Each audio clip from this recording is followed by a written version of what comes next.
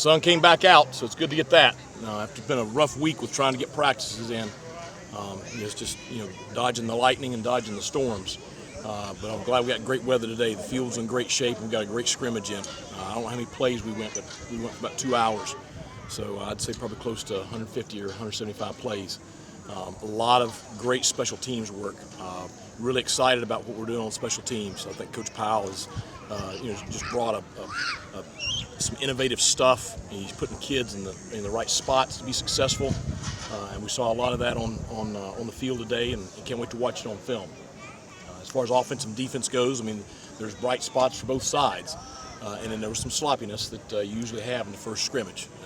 The key is we got to clean the sloppy stuff up. Got some young kids that need to grow up.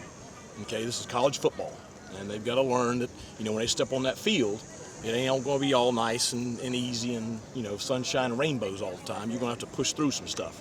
So we got a lot of that going on. But overall, really good day. Excited to get in here and watch the film because it's our first real game action since the spring game. Can you evaluate the quarterbacks before you see the film? No, I don't want to do that. I think both of them had some positive plays and both of them made some mistakes.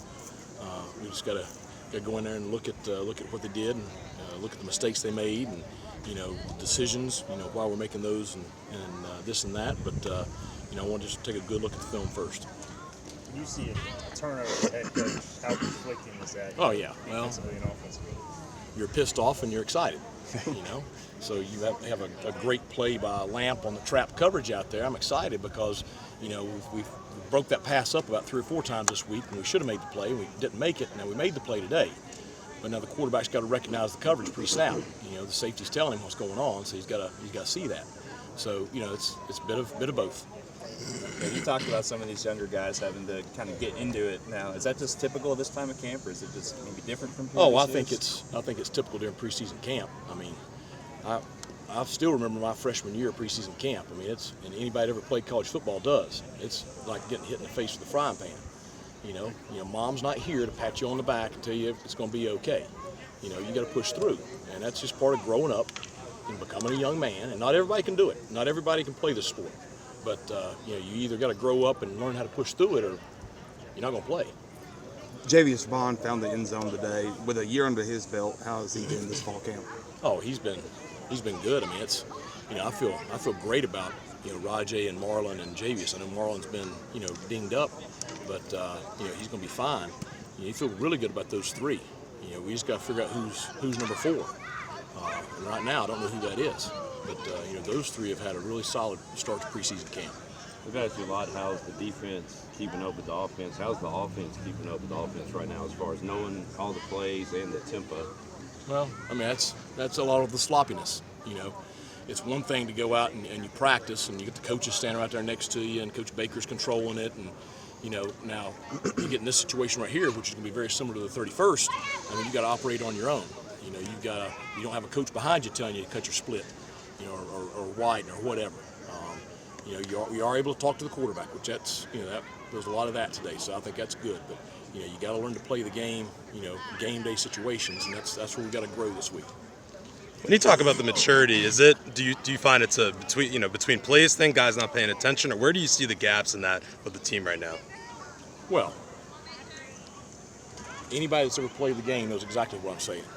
Is when you step out there on that field, it's going to have some adversity. Every snap's going to have some adversity.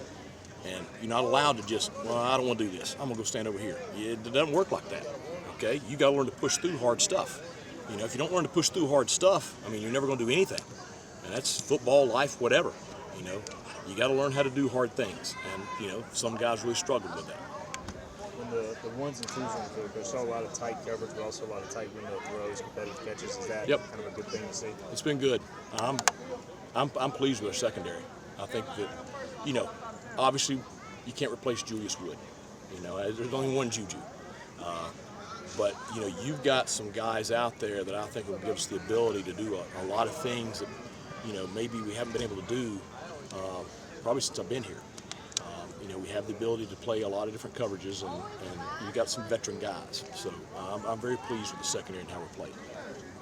And then this week as a whole with the rain, do you feel like y'all are behind it all, or you feel like... Yeah, a little bit. I mean, I can't do anything about it. You know, but you got to be able, you know, going and trying to practice in a gymnasium. You know, when you can get in the gym. I mean, that ain't the same as going on the field and practicing. And so, you know, but that's, hey, anybody gonna feel sorry for us? We got to catch up. So, you know, got to have a great week this week, and hopefully the weather will give us the opportunities to have the practices we want to have. And then I expect us to have a really good scrimmage next Saturday.